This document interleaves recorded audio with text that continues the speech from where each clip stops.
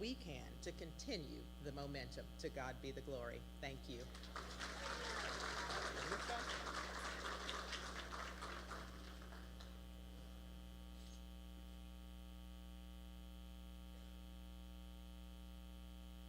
Please welcome Benedict College Jr., Demai Dale.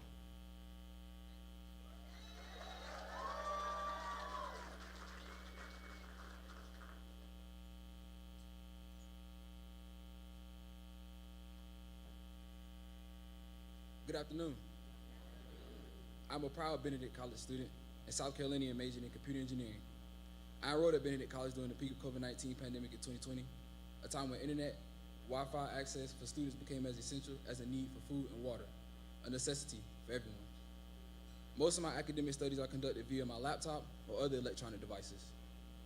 During the pandemic, having to work from home, meaning my dorm room, often presented challenges.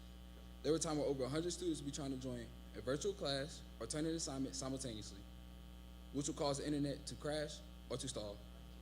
Sometimes I would experience connection disruptions when speaking to my professor online or completing assignments with my classmates. It was truly a tough time in our nation to be a college student. That's why I'm excited about all the work being done to expand internet connection across the country and for the Connecting Minorities Communities grant that will benefit me and my fellow peers. This grant is going to enhance all the improvement and overall learning experience for all Benedict College students, and it will help our surrounding community. I'm especially excited about all the opportunities it will offer me as an aspiring software developer and a future tech leader. On a personal note, it would also help me to sharpen my competitive skills as a member of the Benedict College esports team. Watch out, esports competitors, a new champion is on the horizon. There's only one thing left to say. On behalf of my fellow Benedict College Tigers, thank you to everyone who made this advancement possible. We are grateful. Thank you.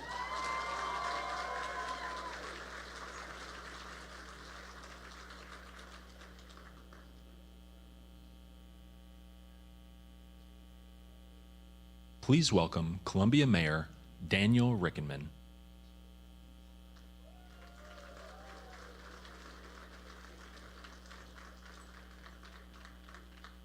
Good afternoon, everybody. How we doing today? It's another great day in Columbia, South Carolina. Celebrate. We have Madam Vice President here, our Congressman Jim Clyburn here, and a great announcement about connecting our neighborhoods in our community, especially here in this historic neighborhood stretching down Hardin Street. We're so excited about the investment that's happening here and bringing the connectivity. As we learned from the pandemic, a lot of people were left out. Now we have an opportunity to change that.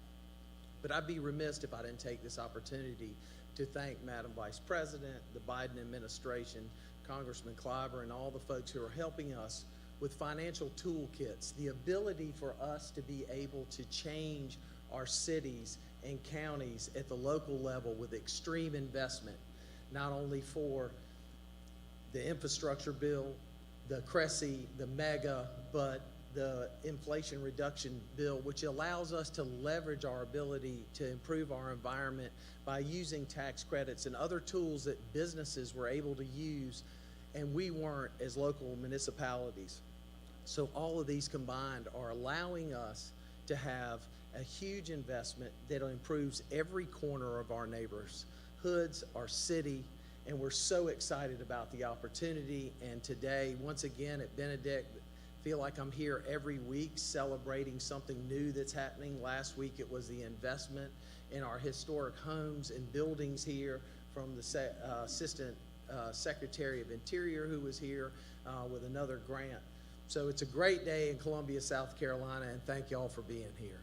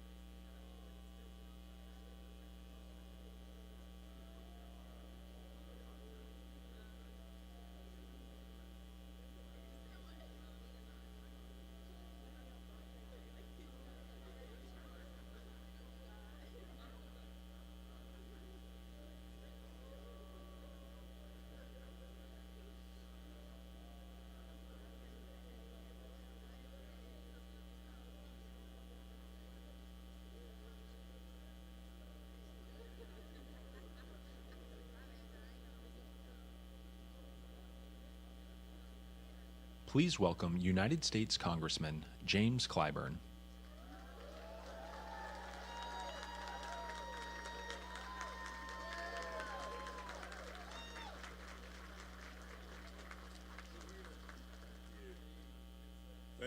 Thank you very, very much, and thank you, President Otis. President, thank you so much for having us on this campus, and First Gentleman, thank you so much. Demi Dale, where is he?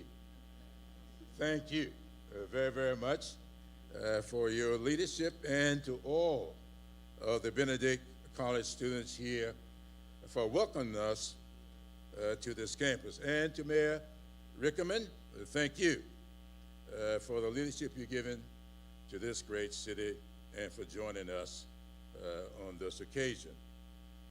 And of course, thank you to Vice President Harris for gracing us.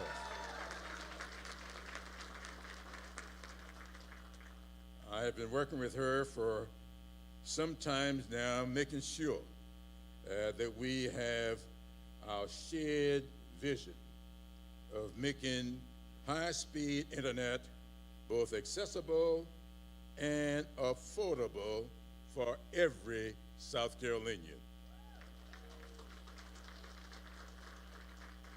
Earlier this month, the South Carolina Broadband Office announced that it would be funding $130 million in projects to expand high-speed internet across our state. One of the grant recipients, represented here today by Chad Lauder. I have not seen Chad. Chad is the CEO of Tri-County Electric Co-op. Thank you so much for being here. And thank you so much for the work we've been doing together for the last 5 or 6 years. Chad and the Tri-County Electric Cooperative have been working tirelessly and investing considerably to expand affordable high-speed internet to everyone in their communities. And with the help of this grant, they will be able to do even more. And as one of his customers, I want to make sure that it's high speed and dependable. So thank you very much, Chad Lauer. This $130 million investment represents the first portion of funding made available by the American Rescue Plan and the Bipartisan Infrastructure Law, both signed into law in 2021 by President Joe Biden. Thanks to these bills, the state finally has the funding it needs to serve every unserved household with affordable, high-speed internet in the next 5 years. We will connect every home and every business in the next 5 years. That we are doing because of these efforts that we are celebrating today. Now, taken with programs like the Bipartisan Connecting Minority Communities Pilot Program, I want to emphasize that. Bipartisan Connecting Minority Communities Pilot Program, which is awarding a $2.8 million grant to Benedict.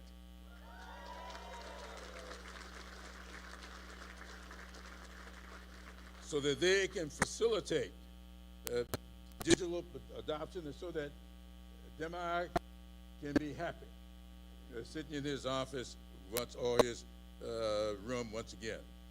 And make no mistake, affordable, high-speed internet access does change the lives of everyone it touches. It empowers telehealth patients who work with providers like Eau Claire Cooperative Health Center and Plexus Health to receive high-quality health care in the comfort of their own homes. Dr. Stuart Barr. Dr. Barr, thank you for being here. And my longtime friend, Latham Woodard, thank you for being here. From the South Carolina Primary Health Care Association are very much a part of this effort. They have shared with us stories of their work with the patients that demonstrate that one's zip code need not define whether a South Carolinian receive first-rate care. In fact, one of their patients was to be with us today, but she took ill and could not be here. But her story is one that I and my children and grandchildren who are here are very familiar with. This lady, Anita Roberts, was diabetic, and the diabetes has taken a lot of issues that she is caused to have to deal with, such as with my late wife, who lost a 30-year battle to diabetes. Before she lost that battle, she had a heart attack, a stroke, a back operation, and total kidney failure. Her dad was a double amputee before he passed away. But when she passed away, she still had all limbs. Why?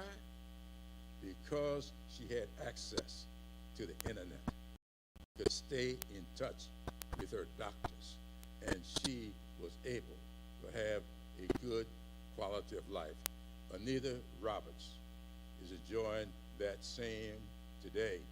This should be available for every South Carolinian, every American, irrespective of what zip code they may live in.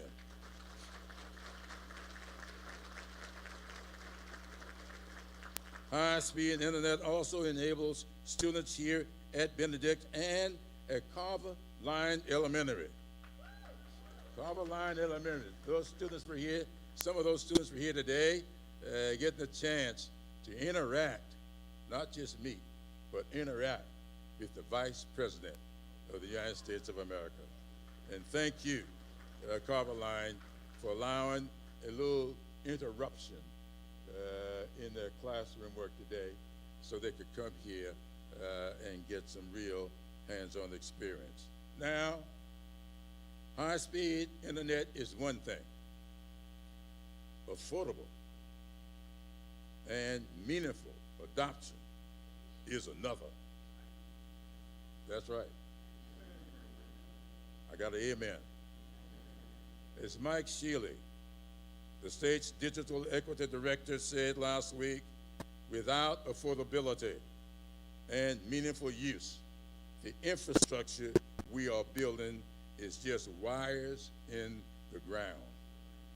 That is why our efforts in the American Rescue Plan and the bipartisan infrastructure law are so historic, because for the first time, it couples investments in hard infrastructure with investments to lower the cost of internet service and to facilitate digital equity.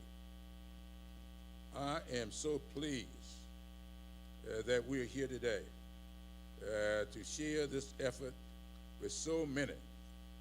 For example, over 300,000 South Carolinians currently benefit from the bipartisan law, the Connectivity Program, which provides a $30 monthly discount on a qualified family's internet bills.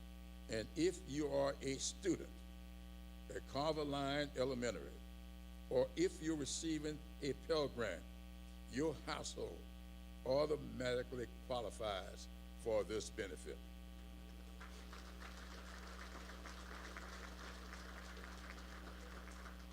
Another example is the American Rescue Plan's creation of the Emergency Connectivity Fund, which has provided critical funding for mobile hotspot deployment to ensure students are able to do their homework from the comfort of their homes rather than the parking lot of restaurants or libraries.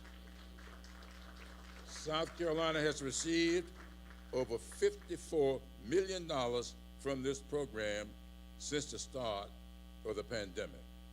Today is just the latest announcement of our progress, and there's plenty more to come, thanks to the historic initiatives that have been enacted in the last 2 years. So I want to once again thank the Vice President for being here today, and it is my honor, I know the voice of God is going to introduce her. I want to say to Dr. Monica Adams, the principal of Carver Line School, how much we appreciate her innovative leadership.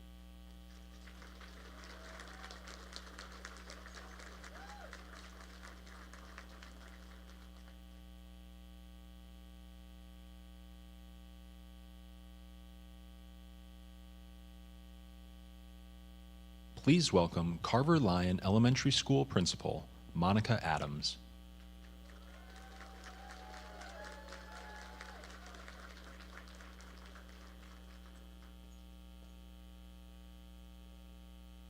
Good afternoon. The week of March 15, 2020 will forever be etched in my mind. Schools were closed in South Carolina per the governor's orders due to the high number of COVID cases in the state. What I thought was a closure that would only last for 2 weeks actually was a closure that lasted for the remainder of the year. Leading a school during a pandemic as a first-year principal was something I never imagined. However, the myth is true. Educators are superheroes, so we put on our mask and cape and did what was necessary to ensure that learning did not stop. Step one of the continuation of learning was to ensure that our students had work to complete while they were out. Step two was the distribution of laptops and federally funded hotspots that allowed all students access to the internet. This distribution was crucial for virtual learning.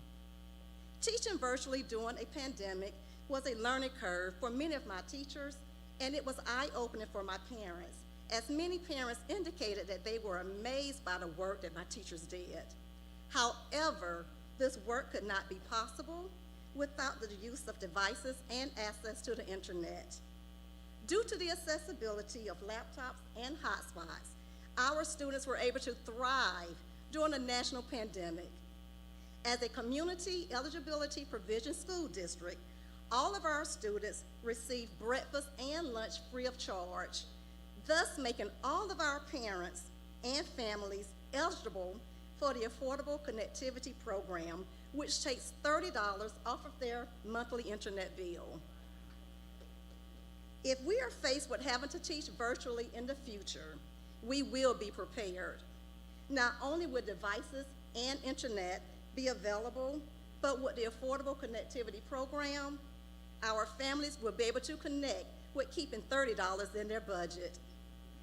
Being able to have access to the world at your fingertips is great, but being able to do so while saving money is even better. At this time, it is an honor and a privilege for me to introduce my sorority sister, Vice President Kamala Harris.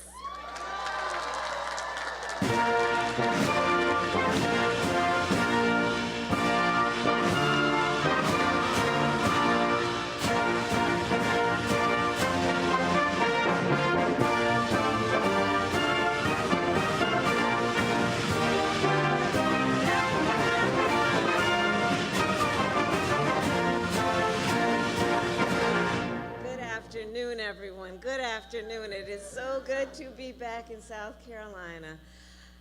Thank you, Dr. Monica Adams, Soror, for that introduction and for your work. Your work is just extraordinary. We have been talking about her vision not only for the future of education, but for the future of our country. And that future being captured in these bright young people that she is nurturing and investing in for the sake of all of our benefits. So I thank you for that introduction. And it is good to be here, Mayor. Where are you? Rinkenman, thank you for the warm welcome this afternoon. You've greeted me on the tarmac. I appreciate that and your leadership here. And to our president of Benedict College, Dr. Rosalind Clark Artis. It is good to be with you again and with all these bright young leaders. Thank you for all that you do.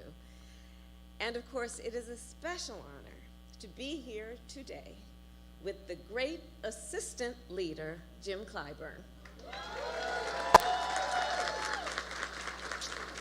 So I don't need to tell you, but he is a champion not only for the people of this state, but he is a national leader on so many issues, on the issues of poverty and civil rights and voting, and of course, a leader on the issue that brings us here together today, high-speed internet. For years, Assistant Leader Clyburn has been fighting on this issue to connect families with high-speed internet. I'm telling you, when I was in the Senate, I was the United States Senator for 4 years. Almost every conversation I'd have with him was about high-speed internet and the need for folks to step up and join him in his role of leadership. And in particular, of course, his work also was on the House Rural Broadband Task Force in the United States Congress. So, Assistant Leader Clyburn, I thank you for inspiring and urging us as a nation to capture your vision for the families of America and for all you have done for our administration and our nation. Thank you. Thank you.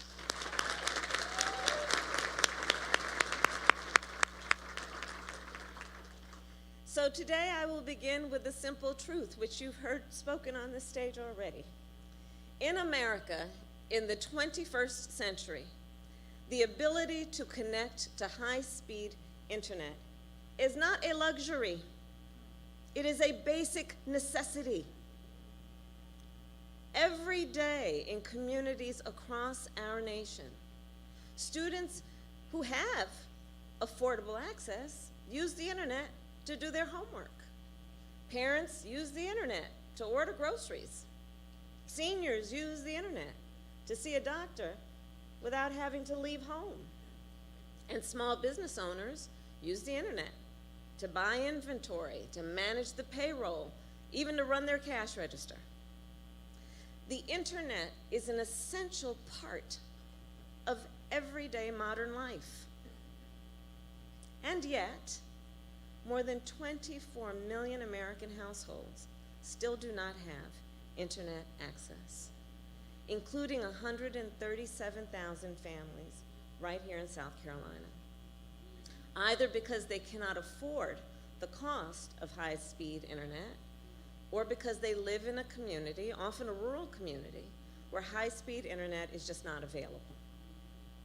So over the years, many of you know, I have spent a lot of time in South Carolina. I have traveled from the upstate to the Midlands, from PD to the Low Country, and I've met with folks in rural communities like St. George and Darlington and Hemingway, and I've heard so many stories about what it means when folks don't have internet.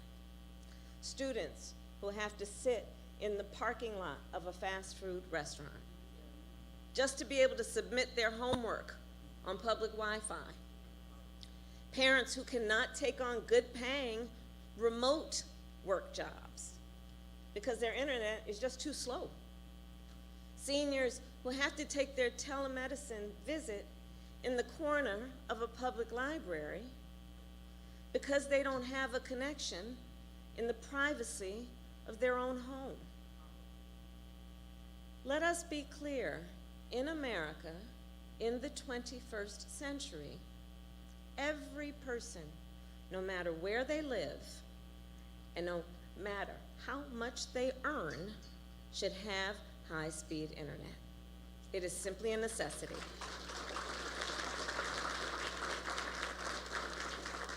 so that is why, building on the Accessible, Affordable Internet for All Act, written by Assistant Leader Clyburn and guided by his incredible vision, our administration invested an historic $65 billion through the bipartisan infrastructure law to connect every household in America with affordable and accessible high-speed internet.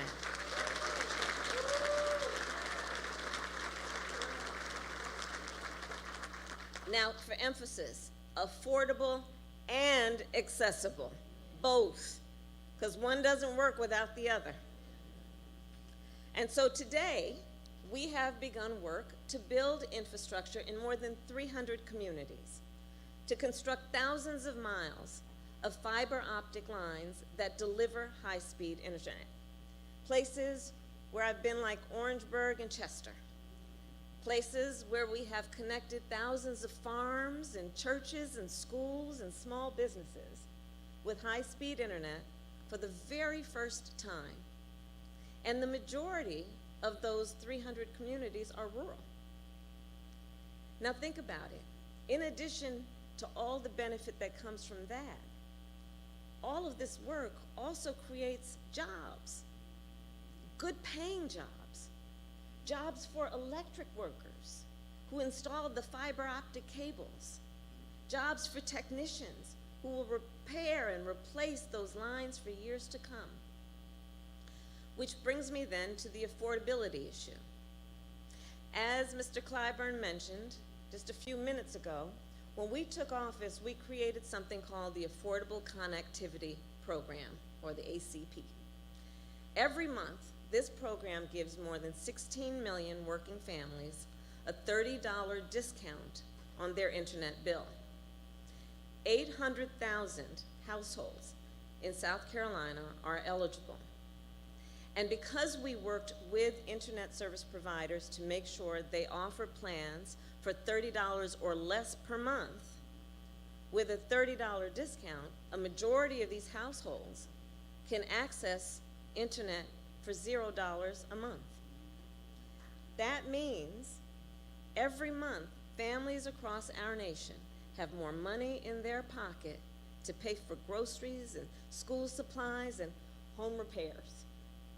And nationally, every month, this program saves Americans more than $500 million. Think about that. Through this family, we also, through this program, realized, and this family of networks of folks who are working on it, realized, okay, so that's good, so we're gonna now check off the affordability issue and the access issue, but how am I gonna get on the internet, right? And so that's where we designed into the program a one-time discount of up to $100 for families to purchase a laptop or a desktop computer or a tablet. Because obviously, an internet connection is not much good if you don't have the technology to get online. So I want to just now do a public service announcement, and I need all the leaders here to help me, okay? To check if you qualify for the ACP, look at your neighbor. To check if you qualify, go to getinternet.gov. To check if you qualify, go to internet.gov. As part of this work, we are also investing to connect our nation's HBCUs. So I say that as a proud graduate of an HBCU. Yes. So I know firsthand, our HBCUs are centers of academic excellence. Academic excellence. HBCU students are leaders in their communities, in our nation, in and around the world. As are students of all minority-serving colleges and universities. So let's make sure then that these leaders, these young leaders, can maximize their education. So today we are investing more than $175 million to expand high-speed internet access and affordability at 61 HBCUs and minority-serving institutions.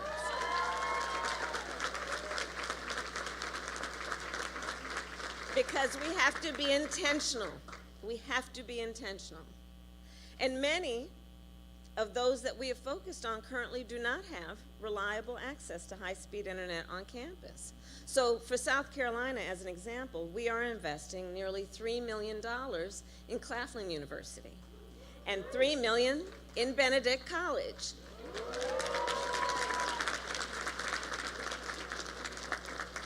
And this means that more students will be able to use the internet for their everyday needs. Think about it. Like accessing telehealth appointments, including for mental health care. Because here's the benefit. I was talking to some of the young leaders before we came out. Here's the benefit. On the issue of mental health care, let's be clear. When we talk about health care doesn't just start from the neck down.